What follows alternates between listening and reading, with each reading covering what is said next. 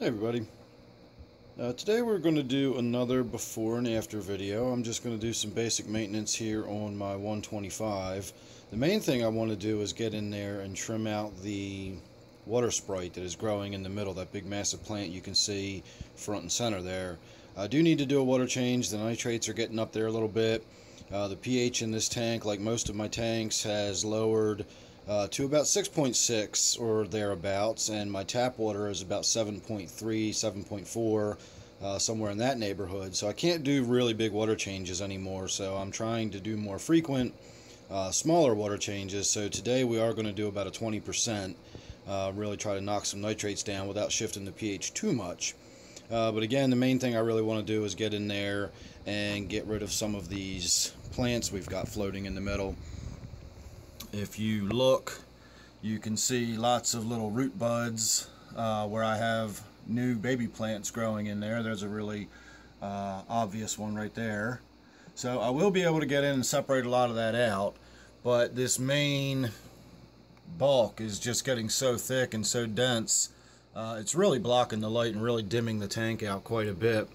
So what I want to do is get in here and trim a lot of that out. I mean, you can just see how thick some of these stems are. They're just growing up out of the water. This one's actually just growing straight up, so that one will need to get cut out. So I'm going to get in there and do quite a bit of trimming to that. It is just free floating. I do occasionally try to anchor it underneath the end of that piece of wood. Let's see if we can see that piece of wood. Well, it's kind of hidden by the darkness, but that's just the point. The piece of wood is sort of unceremoniously just cut off at the end, and it doesn't look very natural to me, so I use the root mass to hide the end of the piece of wood. But from time to time it does just get so thick and dense, I really do have to get in there and trim it out. So today's going to be that day, and I don't really know if I'm going to shoot a lot of video along the way. This might just be a simple before and after with another look at my 125. The real thing I've got going on, if you've been following along, the IFG, the Inquisitive Fish Guy, has graciously invited me to do a series of videos on his channel as a guest, and we've been discussing the nitrogen cycle. And today I'm going to be working on a little more video for that conversation I'm having with him, and this is the tank I want to sit in front of, so I want to get it looking nice and cleaned up for the video. So that's really what's going on in this tank. Again, not a whole lot of things to talk about other than some basic maintenance and a nice little look at the tank. So let me go get started. Maybe I'll put my head cam on when I start trimming out the plants a little bit, and you can get a little bird's eye view of how I cut the plants out there. It's not really delicate or anything. I basically just chop out all the thick stuff I don't want and scrape out any algae covered branches I don't like, and leave the rest of it alone, and it'll just start growing back again. Very easy to grow plant.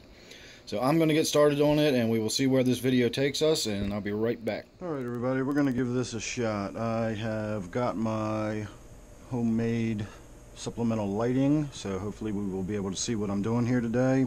And we're just going to get in. I have dedicated scissors that I use for trimming my plants, and I don't know how well it's coming across, but if you look back here you can see a lot of this really dark green scummy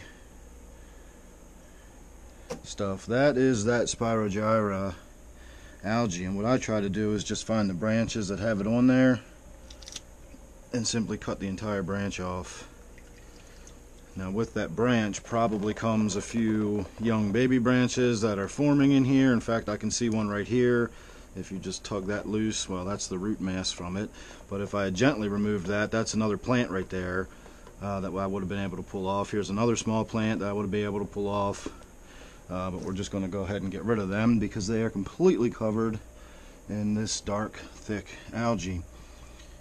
So we can take this one off just to thin it out a little. The goal is just to open it up to allow more light to move through, allow the water to circulate a little better. I can get rid of any of the stuff that looks sort of brownish or dead. I'll come down this way and I'll look up in through it and see if there's anything in there specifically I need to remove. Some of this stuff that's in the back is unnecessary, so we can actually cut some of these larger pieces off.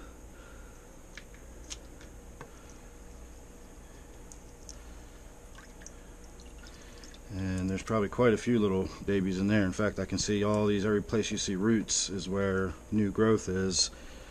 So that'll go in the bucket for now. Again, I can keep all this stuff in this bucket and have a look at it later. This is a little piece of temple plant I've had floating in there. I never knew if I was going to do something with it or not, but it's got you know, growth and algae and stuff all over it, and temple plant is another one that I'm in no short supply of, so I'm not going to worry about it. Now, stuff like this I try to get out when I can, just because it's little bits of floating debris, leaves that have come loose off of other plants, the temple plants, and then they get caught up in the branches of this. I don't know how well that's coming out, but if you see all this sort of green furry stuff in these roots in here, that too is the Spirogyra algae. It's just in this tank, and there's not a lot I can do about it, you know, other than what I'm doing. So there's another little baby that I just pulled off. We'll keep that one in the tank. Here's a little baby that I can pull out of there. We will keep that in the tank for now. Here's another nice size one. I'm actually just going to move this whole piece over here for the time being, and we can look and see what we've got going on there once I get this cleaned up a little bit. The water is draining, by the way, so we're working on that aspect of the water change as well, and while that's happening, we're going to get in here and clean a little of this up. This has some of that Spirogyra on it, but not a lot, so I'm not going to worry too much about it. But this stuff that's getting out real far towards the end is getting a little too close to where my filter outlet is, my spray bar, so that's interfering with the water flow, so we'll remove that. And I think we're going to call that good for the time being, so I will try to get this sort of nestled back under the piece of wood, and there you can see what I was talking about with the piece of wood being very unnatural looking. So we just keep the main body of this floating up against it, and you can't really notice that there's a piece of wood there. And of course the wood is just leaning up against that rock, and I just tuck the roots behind it a little bit. That anchors it in place, and in no time at all that plant will recover from all the butchery I just gave it, and it'll be a nice big beautiful plant again. In fact, I want to turn it a little bit. I think I got it shifted around. So once the water starts flowing and it's in there in situ, if I've turned it the wrong way, I can always readjust it later. We won't really know until the water starts flowing again once the tank gets up and running. So here's another nice little sizable baby that I can pull off of there, and again we'll take a look at those in a little while.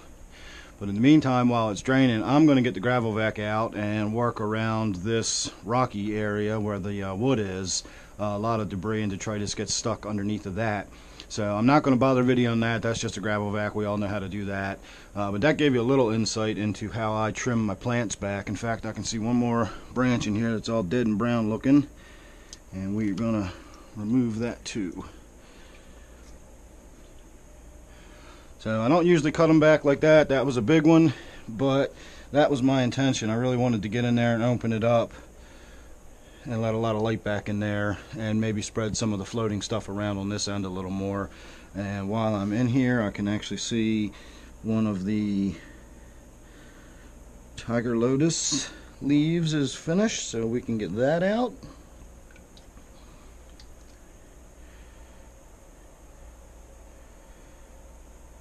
And that's probably about it. I can maybe remove a couple of these that are looking a little rough. Well, that one doesn't even need to be cut, I don't think. I can probably just pull it right out.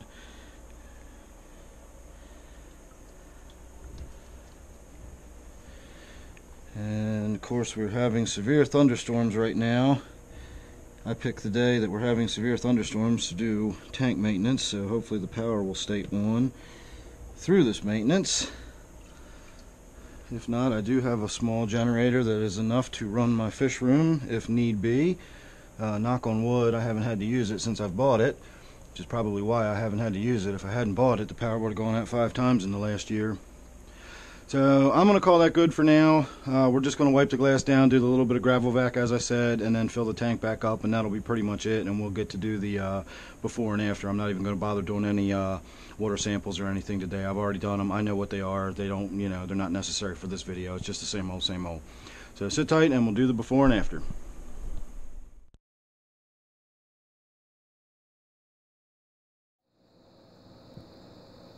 Alright everybody, there you go. There's your after. So it makes a pretty significant difference pulling those plants out of there. Now keep in mind, when I did the water change, I did take about 20% out, and that does significantly reduce the tannins. I do have 2 fairly large pieces of wood in there, and they do leach quite a bit of tannins in the water, and it will get very tea stained over time. So it's not really noticeable until you do the water change, and then suddenly it looks a lot brighter and clearer. Now again, I did remove a lot of those plants, as you saw, and we have quite a bit of open space now that allows light to move through and also allows the water to circulate a little better, and it gives me a little more flow down at this end of the tank. If you're familiar with my videos, you know I do not like a lot of vegetation on the surface of my tanks, and in this tank especially I don't have it. I barely even have any movement down this end. That is some of the babies I pulled off. I left in there. I did put some of the ones I had in here in some other tanks around the room, but you're just going to have to wait till my next Around the World update, which is coming up in a few days, and you'll see where some of that went. So this is about it. I just wanted to give you a little look. Make sure you go over and check out IFG's channel. Again, we're shooting this video series. It's a 3-part series on the nitrogen cycle, and you will get to see yours truly in person, answering a series of questions about the nitrogen cycle. And it's a really good video series, and it's a good channel, so make sure you go over there and subscribe. And make sure you subscribe here so you don't miss anything I've got coming up. So thanks for watching this one, and I will see you real soon again on the next one.